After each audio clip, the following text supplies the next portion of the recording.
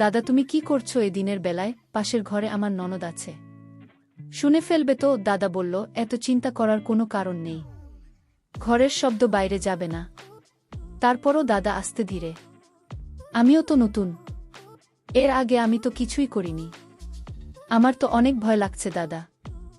দাদা আমাকে সাহস দিয়ে বলল, ভয়ের কিছু নেই, মানুষ যেমন একদিন মরে যাবে, ঠিক তেমনি তোরও একদিন এই কষ্ট সহ্য করতে হবে, তাই আর কোনো কথা বলিস না।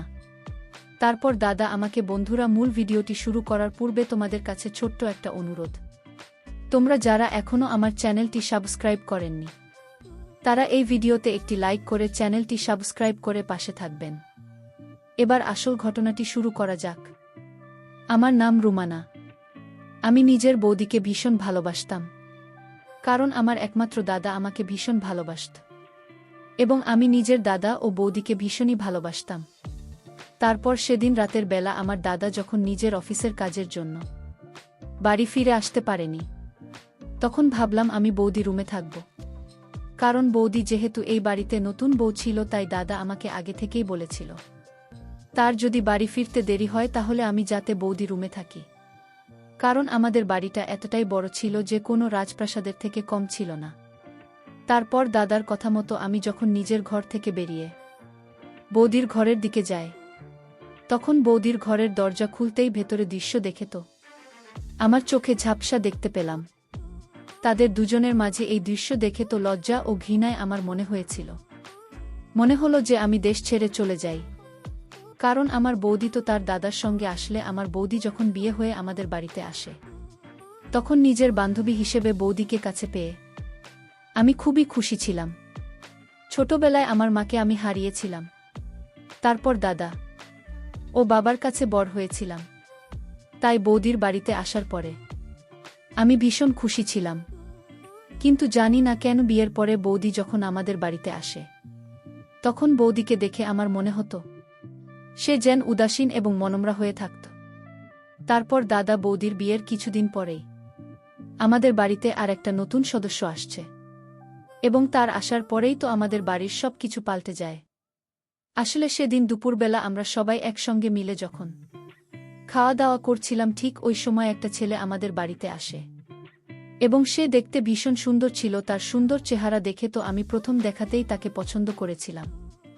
তারপর ছেলেটাকে দেখে তো আমরা কেউ চিনতেই পারিনি, কিন্তু আমার বৌদি ওই ছেলেটিকে দেখা মাত্রই টেবিল থেকে উঠে গিয়ে তার সামনে গিয়ে দাঁড়াল, এবং সেটা দেখে তো আমি, বাবা ও দাদা অনেক বেশি আশ্চর্য হয়েছিলাম। এবং এটা তো আশ্চর্য হওয়ারই কথা, কারণ আমাদের চোখের সামনে বৌদি যখন ওই ছেলেটার দিকে তাকিয়েছিল, তখন আমিও দাদা তো একে অপরের মুখের দিকে তাকিয়েছিলাম।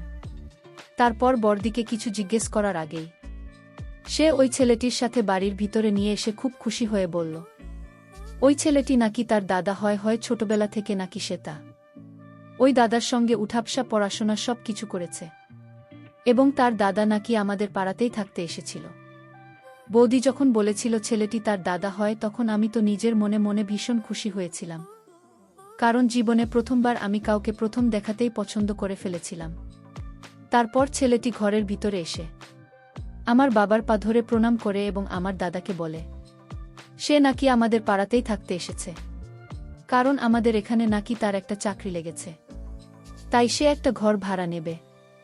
তখন আমার বাবা ও দাদার কিছু বলার আগেই তো আমার বৌদি অনেক বেশি খুশি হয়েছিল। আমার দাদাকে বলছি, শোনো না, আমার দাদা আমাদের বাড়িতে তো থাকতে পারে, আর তার অন্য বাড়িতে ভাড়া থাকার কি আছে, কারণ আমাদের তো এত বড় বাড়ি আছে, যে কোনো একটা ঘরে তো দাদা থাকতেই পারে। বৌদির কথা শুনে দাদাও তখন ওই ছেলেটিকে বলেছিল, শালাবাবু, তোমার অন্য বাড়িতে ভাড়া থাকার কি আছে, তোমার বোন তো ঠিক কথাই বলেছে, আমাদের এত বড় বাড়ি আছে, তুমি আমাদের বাড়িতে তো থাকতে পারো।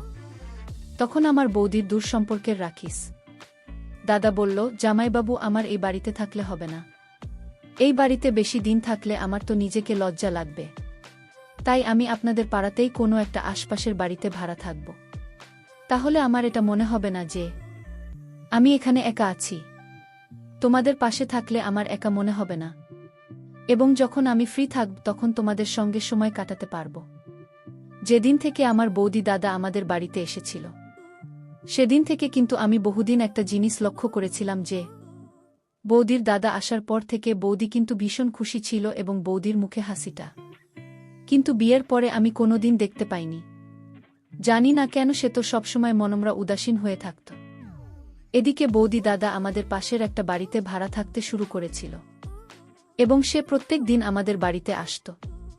বৌদির দাদা যখনই আমাদের বাড়িতে আসত তখনই তাকে দেখামাত্রই আমি কিন্তু লজ্জায় লাল হয়ে যেতাম।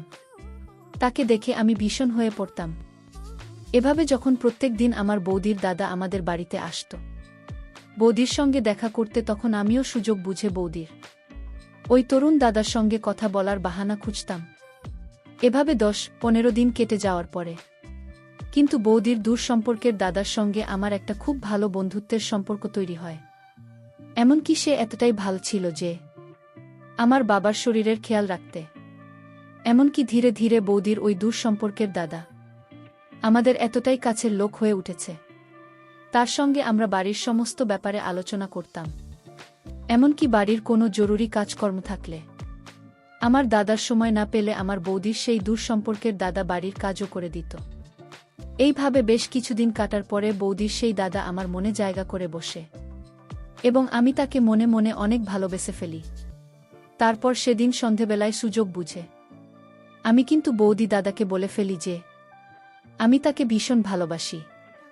তারপর সেদিন সন্ধ্যায় আমার বাবা নিজের ঘরের ভিতরেই ছিল এবং বৌদি উপরের ঘরে নিজের কাজে ব্যস্ত ছিল। ওই সময় আমি ও বৌদি দাদা নিচের ঘরে একা ছিলাম এবং আমার দাদা তো নিজের অফিসের কাজে ব্যস্ত ছিল। আমার দাদা কিন্তু তখনও বাড়ি ফিরে আসেনি। তারপর সুযোগ বুঝে আমি যখন বৌদির দাদাকে নিজের মনের কথা বলে ফেলি তখন সে অনেক খুশি হয়ে আমাকে বলল, রুমানা, আজ তুমি আমার মনের কথা বলে ফেলেছ। আসলে প্রথম দেখাতেই আমিও তোমাকে পছন্দ করেছিলাম, কিন্তু আমি সাহস করে এতদিন ধরে তোমাকে কিছু বলতে পারিনি যে আমিও তোমাকে ভীষণ ভালোবাসি এবং তোমাকে বিয়ে করতে চাই। তারপর আমি ও বৌদি দাদা নিজের আবেগ ধরে রাখতে না পেরে আমরা অনেক বেশি কিছু করে ফেলি। জানি না সেদিন আমার বাবা ও দাদার কথা ভুলে গিয়ে কিভাবে বিয়ের আগে আমি এত বড় ভুল কাজ করতে পেরেছিলাম যে এই ভুলের শাস্তি আমাকে আজও পেতে হচ্ছে। সেদিনের পর থেকে যখনই আমার বৌদির দাদা বাড়িতে আসত, বৌদির সঙ্গে দেখা করত, তখনই আমি তার সঙ্গে লুকিয়ে দেখা করতাম এবং আমরা দুজনে ভালোবাসার কথা বলতাম। আমার বাড়ির লোক তো কেউ এই ব্যাপারে কিছুই জানত না যে আমরা দুজন একে অপরকে পছন্দ করতে লেগেছিলাম। এদিকে যখনই রাকিস আমাদের বাড়িতে আসত তখনই সে আমার সঙ্গে লুকিয়ে দেখা করার পরে আবার আমার বৌদির ঘরের ভিতরে চলে যেত। তারপর জানি না সে ঘন্টার পর ঘন্টা আমার বৌদির ঘরের ভিতরে না জানি কি করত। আমরা তো এটাই ভাবতাম যে বৌদি তার বাপের বাড়ির একজনকে পেয়ে খুব খুশি আছে, তাই সে ঘরের ভিতরে দরজা লাগিয়ে তার ও দাদার সঙ্গে গল্প করে। কিন্তু সেদিন আমি যখন বৌদিকেও রাকেশকে ডাকতে বৌদির ঘরের ভিতরে যায় তখন তাদের ঘরের দরজা খুলতেই তো আমার মাথায় যেন আকাশ ভেঙে পড়ে। ওই সময় তাদেরকে ওই অবস্থায় দেখে কিছুক্ষণের জন্য হলেও আমি তাদের উপরে সন্দেহ করেছিলাম। আসলে আমি যখন বৌদির ঘরের দরজা খুললাম তখন দেখলাম আমার বৌদির ঘরে তার দাদার সঙ্গে খুব হাসাহাসি করছিল, তাও দুজন একই বিছানাতে। বৌদির দাদা আমাকে রাখে আমার বৌদির মালিশ করে দিচ্ছিল, কারণ তার দাদার নাকি মাথায় প্রচণ্ড ব্যথা। তারপর আমাকে দরজায় দাঁড়িয়ে থাকতে দেখে বৌদি বলল, আরে রুমানা, ভিতরে আয়, দেখ না, আমার মাথায় ভীষণ ব্যথা ছিল, তাই রাকেশ আমার মাথায় মালিশ করে দিচ্ছে। বৌদির কথা শুনে আমি তখন মুচকি হেসে নিজের মনের নিচে সন্দেহটাকে দূর করে তাদেরকে বললাম, ঠিক আছে, তোমরা নিচে চলে এসো, আজকে দুপুরের খাবার প্রস্তুত আছে। আসলে আমি বৌদিকে এতটাই ভালোবাসতেন যে আমি নিজের কষ্টের দিকটা না ভেবেই তার কাজের চাপ কম করার জন্য আমি প্রত্যেক দিন দুপুরের খাবারটা রান্না করতাম, যাতে বহুদিনই যে একটু আরাম করতে পারে সেদিন দুপুরের খাবারটা রাখে আমাদের বাড়িতে খেয়েছিল। সে তো বেশিরভাগ দিন আমাদের বাড়িতেই খাবার খেত, এমনকি সে রাত্রিবেলাতেও মাঝে মধ্যে লুকিয়ে আমাদের বাড়িতে আসত এবং আমার সঙ্গে দেখা করত। কিন্তু ধীরে ধীরে আমার এটা দেখে খুব আশ্চর্য লাগত যে রাকেশ প্রত্যেক দিন আমার সঙ্গে দেখা করার পরে বৌদির ঘরের ভিতরে ঢুকে ঘন্টার পর ঘন্টা দরজা লাগিয়ে তারা না জানি এমনকি কথা বলত। এই ব্যাপারে আমি একদিন আমার বৌদিকে গল্পের ছলে জিজ্ঞেস করেছিলাম যে, বৌদি তুমি রাকেশের সঙ্গে ঘণ্টার পর ঘণ্টা এমনকি গল্প কর। বৌদি তখন খুব খুশি হয়ে বলেছিল যে রাকেশ তার দাদা হলেও সে নাকি তার বন্ধুর মতো, এবং আমার বৌদি রাকেশকে নাকি নিজের মনের সব কথা বলে। তাই আমি তাদেরকে আর কোনোদিন সন্দেহ চোখে দেখিনি। কিন্তু এমন নয় যে আমি কোনোদিন তাদেরকে আগের সন্দেহ করিনি। প্রথমে কিন্তু আমার তাদের দুজনের উপরে অনেক সন্দেহ হয়েছিল। তাই আমি বেশ কিছুদিন লুকিয়ে তাদেরকে দেখার চেষ্টা করেছিলাম যে বৌদি তার দাদার সঙ্গে প্রত্যেকদিন ঘরের ভিতরে ঢুকে এমন কি করে বা কী কথা বলে। কিন্তু আমি কখনই তাদের দুজনকে গল্প করা ছাড়া আর কিছুই করতে দেখতে পাইনি। তাই আমার মন থেকেও তাদের প্রতি খারাপ সন্দেহটা দূর হয়েছিল, এবং আমি আর কোনোদিন আমার বৌদি ও তার দাদাকে সন্দেহ করিনি। এমনকি আমার দাদা তো বৌদি ও রাকেশকে চোখ বন্ধ করে অন্ধের মতো বিশ্বাস করত। কিন্তু আমরা কোনোদিন ভাবতেও পারিনি যে আমার দাদার এই বিশ্বাসটা ভেঙে একদিন চুরমার হবে। তারপর বৌদির বিয়ে হতে 2 মাস হয়ে যাওয়ার পরে একদিন বৌদি বলল সে নাকি মা হতে চলেছে, এবং এই খোসা মোটা শুনে আমি দাদা ও বাবা ভীষণ খুশি হয়েছিলাম। কিন্তু আমার বৌদির কথা শুনে তো আমাদের চোখ দুইটা কপালে উঠে গিয়েছিল, কারণ বৌদি বলেছিল সে নাকি এই মুহূর্তে মা হতে চায় না, তাই সে ওই বাচ্চাটাকে নাকি নষ্ট করে দেবে। কিন্তু আমার দাদা আমি যখন অনেক বেশি অনুরোধ করেছিলাম তখন আমাদের অনুরোধে বৌদি বাধ্য হয়েছিল এই বাচ্চাটাকে বাঁচিয়ে রাখতে। আসলে দাদা যখন তাকে এই বাচ্চাটাকে না বাঁচানোর কারণ জিজ্ঞেস করেছিল তখন বৌদি ভয়ে সত্যি কথাটা বলতে পারেনি। তাই বাধ্য হয়ে মা হওয়ার সিদ্ধান্তটা বৌদিকে বাতিল করতে হয়েছিল। এদিকে রাকেশের সঙ্গে আমার ভালোবাসার সম্পর্ক যখন আরও অনেক বেশি গভীর হয়ে যায়, তখন কিন্তু আমি বাবাকে বলেছিলাম যাতে বাবা রাকেশের সঙ্গে আমার বিয়ের ব্যাপারে কথা বলে। তারপর বাবা যখন জানতে পেরেছিল আমিও রাকেশ একে অপরকে ভালোবাসে এবং আমরা বিয়ে করতে চাই, তখন বাবা কিন্তু কোনোরকম বাধা বিপত্তি জানায়নি, কারণ বাবা নিজে রাকেশকে খুব পছন্দ করত। তারপর সেদিন সন্ধেবেলায় যখন দাদা বাড়ি ফিরে এসেছিল তখন বাবা আমার দাদাকে আমার রাকেশের ব্যাপারে বলেছিল। তখন দাদা এটা শুনে খুশি হয়েছিল যে আমি রাকেশকে বিয়ে করতে চাই, কারণ আমার দাদাও এটা চেয়েছিল যে আমার বিয়ে রাকেশের সঙ্গে হলেই তো ভালো হবে। তারপর আমার বাবা ও দাদা যখন এই বিয়েতে রাজি ছিল তখন তো আমি এটা ভেবে খুব খুশি ছিলাম যে খুব তাড়াতাড়ি আমার বিয়ে আমার পছন্দের ছেলের সঙ্গেই হতে চলেছে। সেদিন সারারাত তো আমি এই কথা ভেবেই খুশি ছিলাম যে আমার বিয়ের সঙ্গে হবে। কিন্তু পরের দিন সকালবেলা আমার দাদার অফিস চলে যাওয়ার পরে বৌদি অনেকে রেগে গিয়ে আমার ঘরে এসে বলেছিল, রুমানা তোর কি মাথা খারাপ হয়ে গেছে? তুই রাকেশের সঙ্গে বিয়ে করার কথা ভাবলে কি করে? তুমি কি আর কোনো ছেলে পেলে না? বৌদির কথা শুনে তো আমি অনেক বেশি অবাক হয়ে তার দিকে তাকিয়ে বললাম, বৌদি তোমার কি হয়েছে? তুমি এত বেশি রাগ করছো কেন?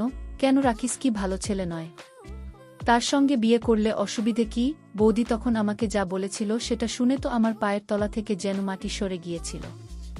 কারণ বৌদি বলেছিল রাকেশের নাকি একটা অন্য মেয়ের সঙ্গে প্রেম রয়েছে, বৌদির মুখ থেকে রাখে। সে ব্যাপারে ওই কথা শুনে তো আমি বিশ্বাস করতে পারিনি যে রাকেশ আমাকে ঠকাচ্ছিল। তারপর বৌদির কথা শুনে সেদিন রাকেশের সঙ্গে আমি এ ব্যাপারে কথাও বলেছিলাম। রাকেশ আমার মুখ থেকে সবকিছু শোনার পরে আমার মাথায় হাত রেখে দিবি করে বলেছিল যে সে নাকি শুধুমাত্র আমাকে ভালোবাসে। কিন্তু আমি তো এটা বুঝতে পারছিলাম না যে এখানে মিথ্যে কথা তাহলে কে বলছিল বুঝি না। বৌদি দাদা রাখে যদি সত্যি কথা বলছিল তাহলে বৌদি কেন আমাকে রাকেশের ব্যাপারে এত বড় মিথ্যে কথা বলেছিল? আমি যখন প্রথমে রাকেশের কথায় বিশ্বাস করতে চাইনি তখন রাকেশ আমাকে বলেছিল, রুমানা তোমার যদি আমার কথায় ভরসা না হয় তাহলে আমি কিন্তু এক্ষুনি তোমার সঙ্গে বিয়ে করতে রাজি আছি। আর আমি জানি না তোমার বৌদি কেন আমার ব্যাপারে এত বড় মিথ্যা কথা তোমাকে বলেছে। আমি যদি অন্য মেয়েকে ভালোবাসতাম তাহলে তোমার সঙ্গে প্রেম তৈরি করতাম। তারপর রাকেশ ভরসা দেওয়ার জন্য সেদিন মন্দিরে নিয়ে গিয়ে আমার সঙ্গে বিয়ে করেছিল, এবং আমিও আবেগের বশে রাকেশকে বিয়ে করেছিলাম। বিয়ে করে সেদিন সন্ধেবেলায় যখন আমরা বাড়ি ফিরে আসি তখন দাদা ও বৌদি আমাদের দুজনকে স্বামী ও বন্ধু অবস্থায় দেখেন অনেক বেশি অবাক হয়েছিল। দাদা তো অনেক রেগে বলেছিল, রোমান হতো এইভাবে আমাদেরকে না জানিয়ে বিয়ে করার কি ছিল? আমি তখন দাদাকে বলেছিলাম, দাদা আমি তো তোমাকে না জানিয়ে বিয়ে করিনি, তোমরা তো সব কিছু জানতে যে আমি রাখে একে অপরকে কতটা ভালোবাসি, এবং আমি নিজেই তোমাকেও বাবাকে এই কথা বলেছিলাম। তারপরেও তো তুমি রাকেশের সঙ্গে আমার বিয়ের ব্যাপারে কোনো কথা বলেনি। আর তুমি আমাকে প্রশ্ন না করে তোমার বুকে প্রশ্ন করো যে তোমার বুকে যেন আমাকে রাকেশের ব্যাপারে এত বড় একটা মিথ্যে কথা বলেছিল। বৌদি তখন আমার কাছে এসে অনেক রেগে গিয়ে আমার গালে একটা থাপ্পড় মেরে বলেছে, তুই কি জানিস রাকেশের ব্যাপারে কোনো কিছু না জেনে শুনে কেন তুই এই ছেলেটাকে বিয়ে করে নিলি এত বড় একটা সিদ্ধান্ত নেওয়ার আগে? তুই একবারও আমাকে বলার প্রয়োজন মনে করি না। আমি তখন বৌদিকে বলেছিলাম, রাকেশ তো তোমার দাদা কম এবং বন্ধু বেশি হয়, তাহলে তুমি কেন চাও না যে তোমার অত ভালো বন্ধু রাকেশের সঙ্গে আমার বিয়ে হোক? বৌদি তখন আমাকে একটাই কথা বলেছিল যে দেখ রুমানা, আমি তোকে এখন কিছু বলতে পারবো না, কিন্তু তুই পরে অনেক প্রস্তাবী, তখন কিন্তু আর কিছু করার থাকবে না। বৌদি এই কথাটা বলে রাগ করে উপরে চলে গেছিল এবং দাদা ও বৌদির পিছনে উপরের ঘরে চলে গিয়েছিল। আমি তো কিছুই বুঝতে পারছিলাম না যে রাকেশ যখন আমার বৌদির এত ভাল দাদা ছিল, তাহলে আমার বৌদি কেন চাইনিজ আমার বিয়ে রাকেশের সঙ্গে হয়, তারপর বিয়ের 7 দিনের মধ্যে। কিন্তু রাকেশ আমার সঙ্গে এতটাই খারাপ ব্যবহার শুরু করেছিল যে আমার তো তার ব্যবহার দেখে আমি অনেক কষ্ট পেয়েছিলাম। আমার কাছে জমানো টাকাগুলো ছিল, তার মধ্যে 5 লাখ টাকার মধ্যে আমার স্বামী কিন্তু গত 7 দিনের মধ্যেই সেই টাকা শেষ করে ফেলেছিল। জানি না সে এত টাকা কোথায় খরচ করেছিল। তারপর সেদিন রাত্রিবেলা যখন আমি আলমারি খুলে দেখি যে আমার লকারে তো 1 টাকাও নেই, তখন আমি বলের কাছেই 5 লাখ টাকার হিসেব চেয়েছিলাম। তখন স্বামী আমার গালে থাপ্পড় মেরে বলেছিল, তুই আমার কাছে টাকার হিসেব চাস? তোর সাহস কি করে হলো? আর এমনিতেও আমার এখন আরও 1 লক্ষ টাকার দরকার আছে, তাই আমাকে এক্ষুনি 1 লক্ষ টাকা বের করে দেয়। আমি তখন বলেছিলাম, কোথা থেকে দেব তোমাকে? যে টাকা আমার কাছে জমানো টাকা ছিল সেই টাকাগুলো তুমি সব শেষ করে দিয়েছে, আমার কাছে আর টাকা নেই। এই কথাটা শুনে সে আমাকে আবার মারতে শুরু করেছিল। তারপর সেদিন আমার স্বামী যখন আমাকে মারধর করেছিল, তখন আমার বৌদি ঘরের ভিতরে এসে শয়তানের হাত থেকে আমাকে বাঁচিয়েছিল। সেদিন আমি বৌদিকে জড়িয়ে ধরে অনেক কেঁদেছিলাম, কারণ সেদিন আমি বুঝতে পেরেছিলাম যে বৌদি কেন তার দাদার সঙ্গে আমার বিয়ে দিতে চায়নি। তারপর রাকেশকে আমার বৌদি বলেছিল, তোর যত টাকার প্রয়োজন হবে আমার কাছ থেকে নিয়ে যাবি, কিন্তু রুমানাকে কিছু বলবি না, না হলে কিন্তু আমার থেকে খারাপ আর কিছু হবে না। আমি তো ভেবেছিলাম হয়তো আমার জন্যই আমার বৌদির সঙ্গে তার দাদার সম্পর্কটাও খারাপ হয়ে গেছে, কিন্তু আমার বৌদি ও আমার বরের ব্যাপারে মানে রাখে। সে ব্যাপারে যখন সত্যি কথাটা জানতে পেরেছিলাম, তখন তো আমার চোখ দুইটা যেন কপালে উঠে যাওয়ার মতো অবস্থা হয়েছিল। এবং আপনারা শুনলে আশ্চর্য হয়ে যাবেন। আসলে বিয়ের কিছুদিন পরেই রাকেশ যখন আমার উপরে মারধর করতে শুরু করেছিল, তখন আমার দাদা কিন্তু এই কথা জানতে পেরে এবং রাকেশকে আমাদের বাড়ি থেকে বেরিয়ে যেতে বলেছিল। এমনকি আমার দাদা রাকেশকে হুমকিও দিয়েছিল যে রাকেশ যদি আমাকে মারধর করে তাহলে দাদা কিন্তু তাকে ছেড়ে কথা বলবে না। তখন রাখে আমার দাদাকে বলেছিল, শোনো শালাবাবু, রুমানার সঙ্গে কিন্তু আমার বিয়ে হয়েছে, রুমানা আমার বউ, তাই আমাদের মাঝখানে তোমাদের আসার কোনো দরকার নেই।